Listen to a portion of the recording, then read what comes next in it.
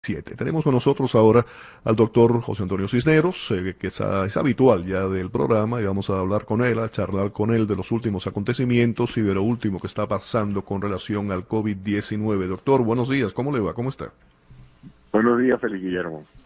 Encantado de que esté con nosotros. Doctor, yo estaba hace un momentito, estuve hablando de la preocupación por estas nuevas cepas del COVID-19, varias mutaciones de las que se están hablando, y los científicos están preocupados por tres, específicamente Sudáfrica, la de Reino Unido y también la de Brasil. En un principio se había dicho que la de Reino Unido se sabía que era mucho más contagiosa, no tal vez tan letal de gravedad, eso al menos por un anuncio que hizo el pasado viernes el primer ministro británico Boris Johnson. Eso ha cambiado, al menos la comunidad científica está pensando que sí puede ser más peligrosa. Cuéntenos un poco qué se sabe de nuevo con relación a estas variantes, que además es interesante, y me gustaría que también nos explicara sobre esto. Esas variantes trabajan a favor y en contra de la subsistencia del propio virus. Explíquenos un poco cómo funciona eso. Bueno, mira, en este mundo microscópico funciona perfectamente la selección natural, es decir, el virus más eficiente en términos de hacer copias de sí mismo es el que prevalece. En ese sentido, el virus que infecta más personas, pues termina siendo el más relevante en una comunidad, puesto que es el que más se replica y el que es capaz de transmitir esas copias a otras personas sanas y replicarse. El virus, desde el punto de vista no como una decisión del virus, ¿no?, pero como un proceso natural, el virus que mata al paciente en forma agresiva no termina siendo exitoso, porque si todos los pacientes se mueren, pues se muere el virus con ellos. Entonces el virus necesita esencialmente, los virus más exitosos a través de la historia han sido los menos letales pero muy contagiosos, porque ellos se mantienen replicándose incluso con vacunas y todo, son tan infecciosos que logran pues infectar y a la vez que el paciente no muera y sigue infectando a otras personas. Si el paciente muere abruptamente en 24 a 48 horas, pues no da tiempo que esa persona contacte a muchos otros para replicar el virus. En este sentido, desde el año pasado, los seguidores de los códigos genéticos del SARS-CoV-2, que es el virus causante del COVID-19, habían visto los cambios, las mutaciones que se habían presentado en diferentes regiones del mundo. Sin embargo, no había habido cambios notables en el comportamiento clínico del virus. Pero con la aparición de esa variante en Inglaterra se vio pues que la tasa de infección era enorme. Es decir, hubo brotes agudos y cuando se establecieron los contactos se dieron cuenta que el virus definitivamente se decía que era hasta un 70% más infeccioso. Sin embargo, no era más letal, en el sentido de que las personas que se infectaban no terminaban complicándose más en el hospital. Uh-huh. Sin embargo, ha aparecido esta nueva cepa en Sudáfrica y ahora una en Brasil, que ya sí cambian el comportamiento y están mostrando signos de mandar más gente al hospital, por ponértelo de esta manera, ¿no? No solamente te infectan y te dan un número mayor de gente positiva al SARS-CoV-1, al SARS-CoV-2, pero sino que las personas que adquieren la enfermedad parecieran complicarse más. Más relevante es el hecho de que en las pruebas que veníamos haciendo en el desarrollo de los anticuerpos monoclonales y con el suero de los convalecientes, es decir, las personas que habían pasado ya el COVID, su suero tenía, su plasma, su sangre, pues tenía anticuerpos. Y esos anticuerpos reaccionaban contra el virus. Pero con estas nuevas variantes parecen ser más resistentes a la acción de los anticuerpos del virus anterior, lo cual es preocupante porque de esa manera puede en un momento dado pasar a tener una cepa que prevalezca porque sea menos efectiva la vacuna. La vacuna en las pruebas clínicas realizadas el año pasado dio un 95% de eficacia, pero habrá que seguir este comportamiento a ver si la eficacia de esa vacuna con las nuevas cepas baja a 60 o a 50, o a lo mejor incluso resulta que aparece una cepa que es totalmente ineficaz. ¿Qué hacemos en esos casos? Porque ustedes dirán, bueno, pero es un escenario terrible.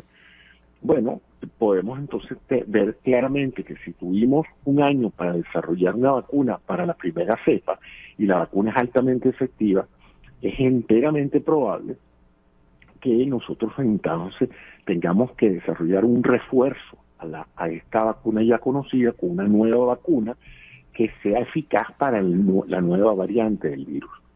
Esto no es nada nuevo, esto es lo que se hace todos los años con la vacuna de la influenza.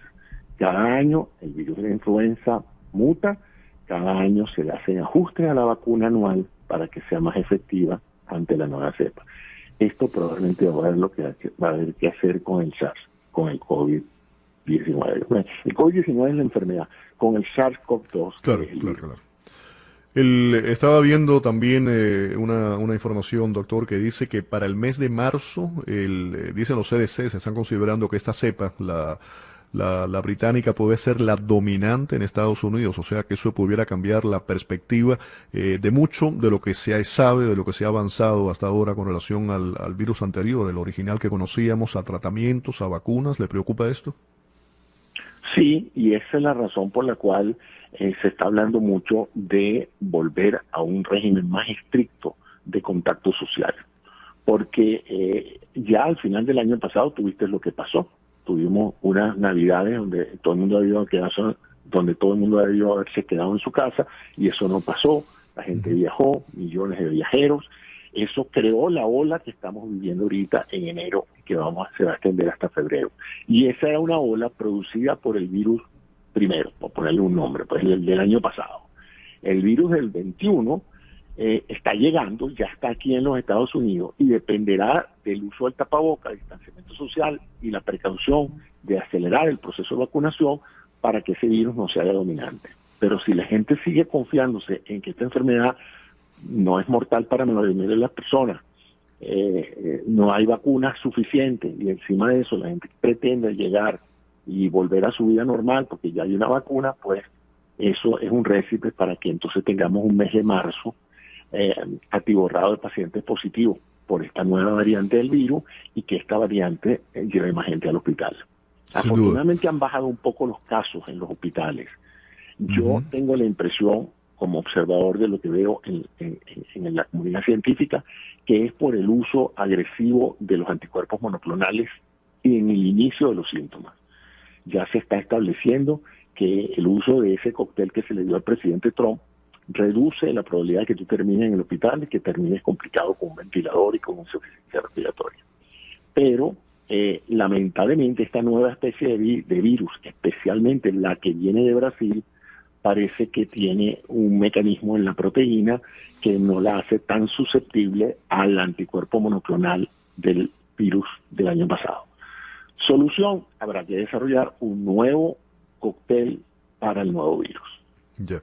Sabe que estaba hablando ahora de seguir las regulaciones, el distanciamiento, la mascarilla y por supuesto que siempre exhortamos a los oyentes a que hagan eso por ellos y por muchas personas que están, sobre todo personas que puedan ser más susceptibles a ciertas enfermedades, por edad o porque tengan enfermedades preexistentes. Pero doctor, es curioso, yo le comenté ya el otro día que yo tuve el COVID y afortunadamente estoy bien y regresé a la vida normal, vamos a ponerlo de esa forma. Yo no sé cómo yo me contagié. Y déjeme decirle que yo soy extremadamente cauteloso, no cambié nada, estuve durante todo un año que no estuve bien y al final no tuvo absolutamente nada que ver con reuniones en Navidad porque inclusive no pude asistir a las reuniones porque ya me habían dado positivo del COVID, ¿no? Yo me pongo a analizar, yo no cambié en mi comportamiento absolutamente nada de lo que había estado haciendo durante todo el año. Y al final, inexplicablemente, de una u otra forma, el virus ganó. Quería preguntarle sobre otro tema que me parece sumamente interesante. Hay funcionarios federales que están diciendo que sí, que hay muchísimos desafíos para este 2021 con relación al COVID. Por ejemplo, Andy Slavitt, él es el asesor del equipo de respuesta ahora de la Casa Blanca del COVID-19, está hablando de dos factores importantes, limitantes. Él dice, el primero, el tener la cantidad de dosis, que eso por supuesto que es fundamental, lo más rápidamente posible. El segundo es la distribución rápidamente. Pero yo agregaría a eso otro tercer factor que para mí es muy importante, que es la politiquería y la burocracia, y la forma en la que en muchos estados y en muchas partes se está manejando el tema de las vacunas. Yo creo que se podía simplificar mucho más. Yo hablaba a finales del año pasado, había estado conversando con una periodista en Gran Bretaña que me estaba hablando un poco de la situación allá, y ella me decía que el tema de la vacunación en cierta forma había sido mucho más fácil el tener un registro,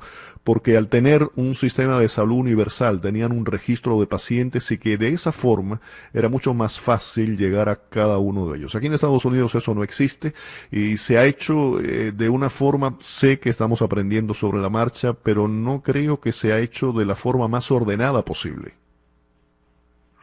Sin duda alguna. Mira, aquí sí tenemos un registro de información. Lo que pasa es que las bases de datos no se hablan unas con otras, porque cada circuito que maneja una población de pacientes los conserva como un tesoro propio y no quiere compartir esa información. Entonces tú tienes que, de repente, la mayoría de los pacientes ahorita, por la ley HIPAA, por la ley de digitalización de la información médica, todo paciente visto en este país por un médico tiene un récord electrónico. Lo tiene, porque si no el doctor no cobra. Entonces, definitivamente esa data existe. Tú podrías pedir perfectamente un listado de todas las personas en los Estados Unidos mayores de 65 años de sexo masculino en el código postal tal. Eso debería poderse hacer. Lo que pasa es que la base de datos del Jackson no habla con la del Baptist no habla con la del otro, y nadie quiere acceder a eso porque es en cierta forma perder información estratégica sobre tu población de gente asegurada o de gente cubierta. Entonces, otros países no tienen eso. Los ingleses tienen un sistema nacional de salud donde las historias están, como tú dices, sistematizadas. Es universal, es un sistema universal. Lo mismo Israel. Fíjate el éxito de Israel con las campañas de vacunación. Ha sido fenomenal. Israel está planteándose a vacunar la totalidad de su población para finales de marzo o abril. Eso es extraordinario, independientemente de que sean solamente 4 millones de habitantes, pero es extraordinario por la manera eficiente en que lo están haciendo. Pero ellos tienen una historia médica común y una forma de que todas esas bases de datos de pacientes se hablen. Con esa información, cualquier sistema de suministro hubiera podido preparar las listas de las personas por criterios de prioridad, porque todos ellos saben cuáles son diabéticos, todos ellos saben cuáles tienen tal o cual patología, o viven en zonas de código postal donde hay pobreza. Toda esa data demográfica existe, pero nadie quiere meterse con eso, por las razones que ya expliqué. Y entonces, por otro lado, está la parte de la distribución. Yo no sé, en este país tenemos empresas sumamente eficientes, llevando productos y servicios a cualquier localidad, desde hamburguesas hasta muebles, hasta lo que tú quieras. Yo no entiendo todavía por qué el gobierno federal o los gobiernos estadales no hicieron una suerte de partnership con la empresa privada para garantizar que en esos megacentros de vacunas, en esos megacentros de compras, se pudieran haber establecido por 1 o 2 semanas megacentros de vacunación. Así como llega todos los días el café y el azúcar y todo, puede llegar la vacuna. Y ya la gente sabe dónde está, ya conoce la gente el parking lot, sabe dónde queda, y con la lista ya prehecha de las citas, no tendría ni siquiera por qué haber colas extraordinarias. Simplemente tú sabrías que en tal parte hoy te toca a ti y ya tu vacuna llegó y llegó en el camión de esa empresa y ya lo tienes ahí refrigerado esperando que tú llegues con tu brazo para que te pongan la inyección. Yo no entiendo por qué en el país más desarrollado, un país que llegó a la luna, un país que tiene las tecnologías más sofisticadas, nosotros estamos empastelados en una cosa tan trivial como inyectar una vacuna. Sin lugar a dudas, doctor. Y hay toda una serie de informaciones. Mire, a mí el otro día, no voy a decir el nombre del hospital porque eso no pude corroborarlo, ¿no? Pero me llega la información de una persona confiable que había un importante hospital local de aquí que estaba vendiendo las vacunas. Yo hice un poco de investigación, no creo que estén vendiendo las vacunas, lo que sí se sabe que algunos hospitales se le han dado preferencia a alguna serie de donantes, de personas, de clientes importantes para los hospitales, para contentarlos, y se han salido un poco de lo que es lo que se debe hacer, personas mayores de 65 años, personas que trabajan en la salud con enfermedades, lo que está establecido, los centros de personas mayores se han salido y al parecer también como un acto de buena voluntad, vamos a ponerlo así, se le ha dado algunas de esas vacunas, acceso a esas vacunas a personas que no deberían recibirla, pero ha sido un poco también por esas influencias que tenían en algunos de los hospitales. En fin, doctor, le agradezco mucho que haya estado con nosotros aquí en el programa. Muchas gracias a usted. Un placer. El doctor José Antonio Cisneros acompañándonos en Hoy por Hoy, 11:36 en la